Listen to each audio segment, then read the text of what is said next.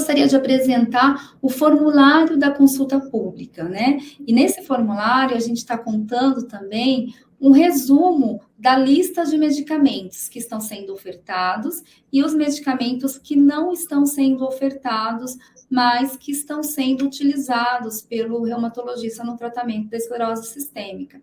Então, a consulta pública, ela está disponível no site da Conitec, que eu espelhei aqui na telinha para vocês, conitec.gov.br. Entrando nesse site, nós vamos compartilhar o link pelos comentários da live aqui, também lá no Instagram. Então, aqui é o site da Conitec, você vai digitar www.gov.br, vai procurar aqui no seu menu à direita, consultas públicas. Clicando em consulta pública, você vai encontrar a consulta pública número 08, e aí você tem o relatório da sociedade, você tem o formulário de consulta pública, que está escrito assim, faça aqui sua contribuição. O relatório de recomendação desse protocolo, ele é basicamente uma cópia do último protocolo que foi publicado em 2017, sem nenhuma atualização, e ele tem uma lista de medicamentos que é composta por 10 medicamentos. Então, nesse protocolo do Ministério da Saúde para a esclerose sistêmica, o Ministério pretende fornecer azatioprina, anlodipino, captopril, ciclofosfamida, metotrexato, metoclopramida, nifedipino, omeprazol, prednisona e sildenafila. Esses medicamentos são medicamentos do grupo 2 da assistência farmacêutica de competência dos estados. Então, nenhum desses medicamentos é de compra centralizada e financiado pelo Ministério da Saúde. O Ministério da Saúde fez uma proposta de protocolo clínico, onde todo o custo vai pela tripartite para o gestor estadual. E nós temos exemplos de medicamentos que são excluídos do protocolo. Eu vou citar o nome, eu gostaria que o doutor Percival contasse um pouquinho para a gente se esses medicamentos estão corretos, se fazem sentido na jornada de tratamento do paciente com esclerose sistêmica, que é a bozentana, o micofelonato, o nintedanib, rituximab, tocilizumab e iloprosta. Doutor Percival, eu gostaria que o doutor contasse para a gente um pouquinho se essa lista está correta, se esses medicamentos que estão ali com o xizinho vermelho, se eles seriam importante ter esses medicamentos na lista do SUS, se seria importante ter esses medicamentos no protocolo de esclerose sistêmica. Sem dúvida, são medicamentos que são importantes. Muitos pacientes esclerodérmicos com quadro de pele ou pulmão importante usaram a ciclofosfamida. Nos casos que não respondem à ciclofosfamida, eventualmente a azatioprina. E naqueles que não respondem, o micfenolato de mofetil é o medicamento mais utilizado atualmente. Tá? Utilizado já há bastante tempo internacionalmente. Nos casos que ainda assim não respondem, a gente tem o rituximab, né, que é um medicamento para os pacientes que não responderam à segunda linha de tratamento. O número de pacientes é menor, mas é um número de pacientes que muitas vezes já vem usando oxigenoterapia por casos mais agressivos. E quando a gente vai para a pneumopatia intersticial, nós temos o tocilizumab, que foi aprovado nos Estados Unidos, e nós temos os antifibróticos, o nintedanib, que são usados junto com os imunossupressores, porque a gente sabe que o pulmão é a principal causa de óbito do paciente esclerodérmico. E nos casos graves de hipertensão pulmonar, o uso da bozentana e da iloprosta, né, que é inalatório. A gente sabe que nos casos moderados já, os casos leves ainda uma medicação só, como o sildenafil, pode ser eficiente, mas nos casos moderados a mais intensos, a terapêutica combinada é feita internacionalmente, porque só uma medicação de primeira linha pode não ser suficiente. Então, o que a gente quer são medicamentos que estão aprovados internacionalmente, medicamentos que são importantes para situações específicas de potencial gravidade e que pioram essa potencial gravidade caso não se utilize. Não vamos usar em todo mundo, mas muitos pacientes que usam essas medicações já estão até usando oxigenoterapia.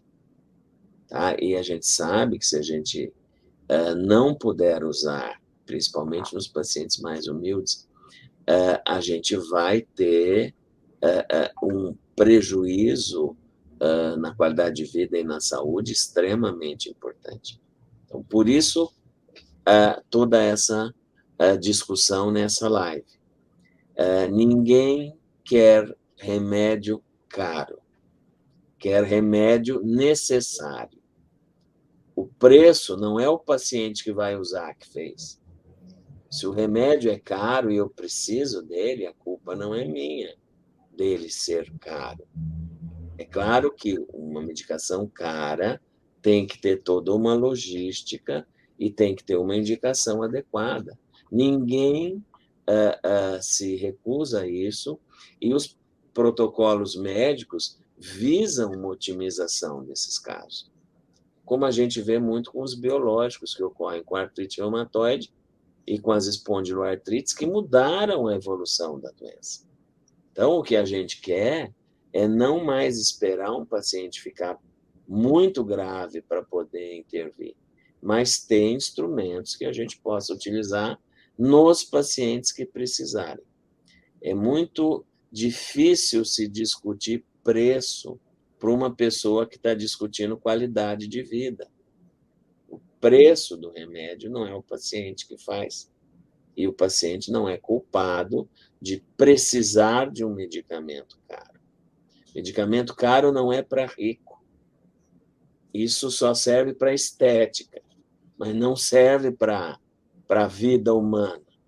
Né? Então, é essa a razão da necessidade de que todos participem da sua maneira, descrevendo a sua jornada e colocando a sua necessidade de se sentir acolhido nos casos em que houver necessidade. Todo mundo espera não precisar utilizar essas medicações de alto custo, porque não é só o alto custo, algumas têm efeitos colaterais potenciais, mas quando não se tem outra possibilidade, é extremamente importante. Por isso que são seguidos em centros mais secundários e terciários, para que possam seguir esses pacientes. Isso nós temos. Centros especializados, médicos especializados, atenção multidisciplinar, mas a gente precisa ter a possibilidade de usar esses medicamentos e pelo sistema público ou, eventualmente, sendo liberados para os planos de saúde, o que é também bastante difícil, no caso de medicamentos de maior complexidade. Exato, doutor Percival. Precisamos sempre pensar que a judicialização não é uma via de acesso saudável para o sistema econômico da saúde pública do nosso país. Por isso, é essencial que esses medicamentos sejam incorporados para que todas as pessoas que necessitem, que tenham indicação médica criteriosa, possam ter acesso. Eu gostaria de passar as próximas telas, que é a tela do formulário específico de consulta pública. Então, o formulário, ao clicar ali, faça aqui a sua contribuição, vai abrir esse formulário azulzinho e cinza, vai ter o número da consulta pública e um breve resumo da citação do relatório. E a primeira parte, você vai se identificar como pessoa física ou jurídica. E a segunda parte é uma parte de identificação pessoal. Por que o Ministério da Saúde precisa pedir os seus dados pessoais, nome, CPF, e-mail, telefone? Porque é preciso verificar que você é uma pessoa de verdade e não é um robô, que você não é um invasor do sistema. Essa base de dados do Ministério da Saúde é segura, ela não está naquele banco de dados que foi invadido dias atrás, aqui, sabe, aquele que saiu na imprensa. Então, não tenham medo de digitar os seus dados ali, aquilo é seguro, os seus dados não são revelados e os seus dados não constam no relatório da consulta pública. Só vai constar no relatório da consulta pública a sua opinião, não os seus dados pessoais. Isso é sigiloso e será guardado em segurança.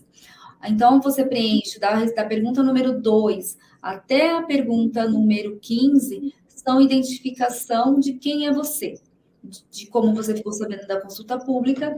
As perguntas 15 e 16 são as perguntas mais essenciais desse protocolo, dessa consulta pública. Por quê? A pergunta 17 diz assim: você gostaria de alterar ou incluir alguma informação a este texto? Eu vou pedir para a Creu e para o Marcos contribuir um pouquinho. Ontem, Creu, nós tivemos uma reunião com a liderança da Abrapes, né? E nós conversamos muito sobre como devemos preencher esse formulário. O que é importante a gente contar, Cleo, ali na resposta número 17? O que devemos escrever? Por exemplo, Cleo, como você começaria a contribuir nesse momento da consulta pública? Bem, eu acho que aí no 17, né, a gente tem que ser muito claro, né, que o tratamento inicial pode ser realmente com as medicações básicas, mas que não queremos chegar ao ponto de precisar de remédios mais de alto custo, em todos os sentidos, porque há dificuldades de chegar até por demanda judicial, até isso é muito dificultoso, até a gente chegar a conseguir essa medicação. Então, é bom que a gente descreva, se você não é o portador da esclerodermia, mas você tem um parente que é portador da esclerodermia, conte a dificuldade que temos, né? E saber que o medicamento faz... eu falando, a Cleo é minha amiga e faz uso de medicações e se deu muito bem com medicação X. Então, acho essencial que essa medicação esteja lá no PCDT, entendeu? Nessa atualização, entendeu? Que sejam aqueles, na questão 17, que eles possam entender que nós necessitamos desses medicamentos, entendeu? Que são altamente preciosos na nossa vida. E, como diz o Dr. Percival, não tem preço, nós não temos, nossa vida em si não tem preço, né? Então, é muito importante mesmo que as pessoas que tenham dúvida, eu tenho dito isso aqui, creio que o seu Marcos também, que tenham dúvida em alguma coisa nesse relatório, que chegue para a gente e perguntem, né? Principalmente aí na questão 16 e 17, né? Que é tipo uma resposta sua mesmo. A gente tem explicado bastante aqui na AMIS, na Abrapes Regional, em onde a gente pode, na família, nos amigos, o quanto é importante, porque eu sei que essas duas questões, da 17 e a 18, até perdão, né, que você queria que o que a gente pode incluir, né, é a minha vida, né, a minha vida está em jogo, e a gente conversou até sobre isso ontem, da importância desses medicamentos, né? Ninguém quer chegar a tomar rituximab, né? Que bom que alguém se dá bem, ou se deu, ou tá bem com algumas medicações como sildenafil, azathioprina, mas sabemos que nós temos uma vida muito limitada, né?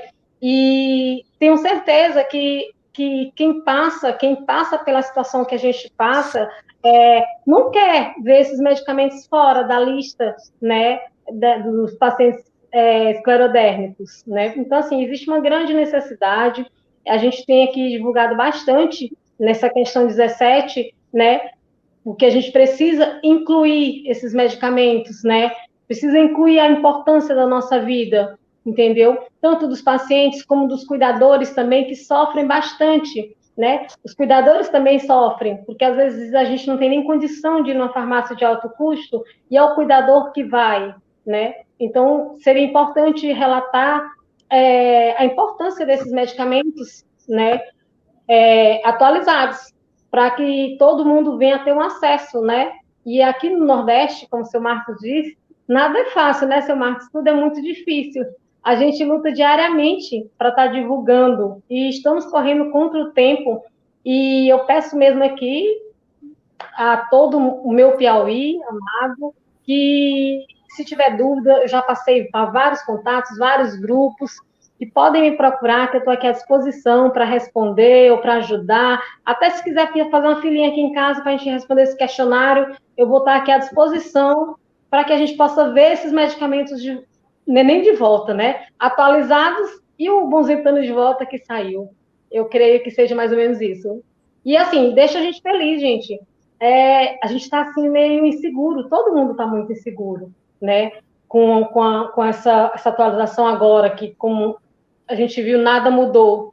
E, pelo contrário, a gente perdeu um pouquinho, né? Então, a gente desceu um degrauzinho aí. Então, a gente está extremamente preocupado. Também quem faz uso por convênio também está preocupado, né? Porque o que a gente vai fazer se não puder tomar, se eu já passei por essa escala todinha aí de medicamentos, aí o doutor Percival que iniciou, sabe que é essencial o medicamento de alto custo. Como diz o doutor Percival, não para todo mundo, né? Existem requisitos, né, doutor Percival, para prescrever uma medicação dessa. Não vai ser assim para qualquer paciente que nunca testou as medicações mais de primeira linha, né? Essas medicações de primeira classe. Vai ter os requisitos, o porquê, né? Então, creio que os pacientes que têm as DPIs, a doença pulmonar intersticial, devem estar, assim, extremamente preocupados, mas nós estamos aqui para ajudá-los também, né? Ajudá-los, com o pessoal da Abrapes está aqui com força total, unirmos, nós estamos com todas as representações a nível estadual, a nível de estado, né, estadual, e com certeza a gente vai fazer até o dia 6 assim, uma divulgação maravilhosa, né, junto também com o grupo GARCE, né, que já tem a Rede Nordeste implantada e que tem feito também belos trabalhos. Muito obrigada, Cléo. Marco, gostaria da sua contribuição e o conselho, de toda a sua experiência aí como militante do SUS, como uma pessoa que trabalha para que o SUS possa ter melhores oportunidades. A pergunta número 18, gostaria de comentar sobre algum outro aspecto. O que o paciente pode escrever nessa pergunta número 18, Marco? Eu, particularmente, como paciente, viu, essa pergunta é assim uma... Eu não sei se eles brincam com a gente quando colocam isso aí, né? Gostaria de comentar sobre outro aspecto. O aspecto que eu vejo aí, quando você lê o relatório, eles falam dos efeitos colaterais mínimos. Interessante, né? Se fossem efeitos colaterais gravíssimos, talvez fosse um motivo para não... Mas eu pesquisei e vi que aconteceram vários ensaios aí com um número significativo de pacientes que responderam muito bem ao medicamento biológico, que eles não estão autorizando aí, no caso, o rituximab, né? Muito bem, em outros países. Agora, aí ele fala, o que você quer comentar sobre outro aspecto? Sim, porque estão levando a público um PCDT que é o mesmo de 2017.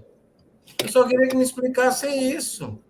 Vocês estão trazendo um documento velho de 2017, em que não consideram o progresso da ciência nem a evolução da doença. Porque, às vezes, você tem uma mesma doença que ela pode se apresentar para você no primeiro ano de uma forma, mas o doutor Pessoal, que é médico, é quem é o especialista para falar isso, mas que essa doença daqui a 4 anos pode não estar respondendo da mesma forma. Ela pode ter outros agravamentos que justamente essa medicação negada agora poderia resolver. É como se eles tivesse tudo sido congelado. Então, eu gostaria muito de perguntar à senhora Conitec se a evolução está congelada. E eu vou fazer esse questionamento. Tá? Por que não foi levado em consideração o exercício do progresso da ciência e a evolução da doença no paciente? E também, quantos pacientes, será que eles já fizeram esse estudo? Quantos pacientes fazem uso off-label?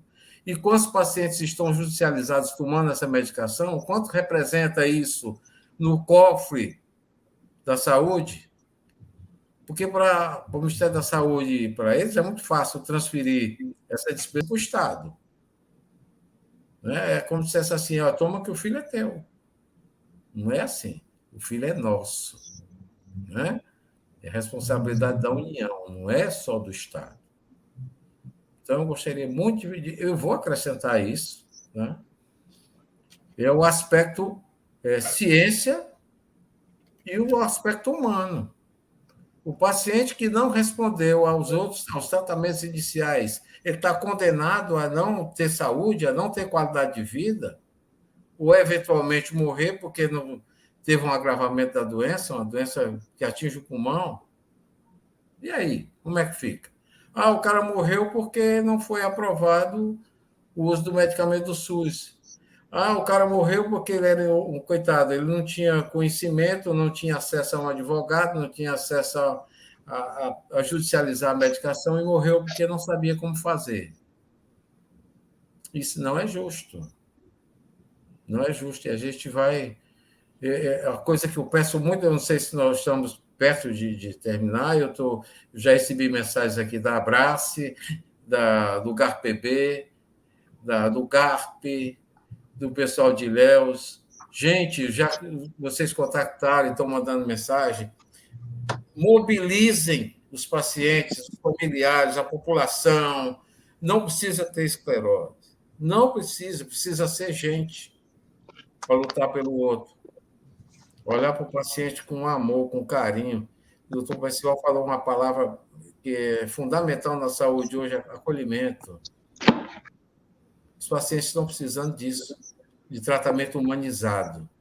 E o tratamento humanizado não pode ficar só na responsabilidade do doutor Percival, de mim como gestor de uma instituição que trabalha com pacientes, nem da Cléo, nem da Priscila, que faz um trabalho extraordinário nas redes sociais. Eu acompanho a luta dela, sigo os seus trabalhos.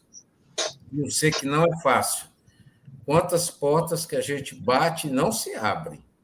Mas a gente não pode desistir, pessoal. Não vamos desistir. Vamos para cima, como é dia aqui no Ceará. Vamos para cima. Vamos lutar. Vamos reivindicar o nosso direito como cidadão, como ser humano, de ter acesso a uma saúde mais digna. E aos pacientes de esclerose sistêmica também são esses pacientes que precisam de ajuda. Tá bom? É um apelo que eu faço assim, que vocês tirem aí 10 minutinhos e falem nas redes sociais de vocês, dão o endereço da Conitec e digam o que vocês querem. Para 10 minutos. Esqueça o Big Brother. Vá para o seu celular e perturbe o juízo das suas redes, dos seus amigos. Gente, hoje nós vamos eliminar a esclerose. Não vai eliminar ninguém de reality, não. Nós vamos eliminar a doença. A gente só elimina dando tratamento. E é isso que a gente vai precisar fazer.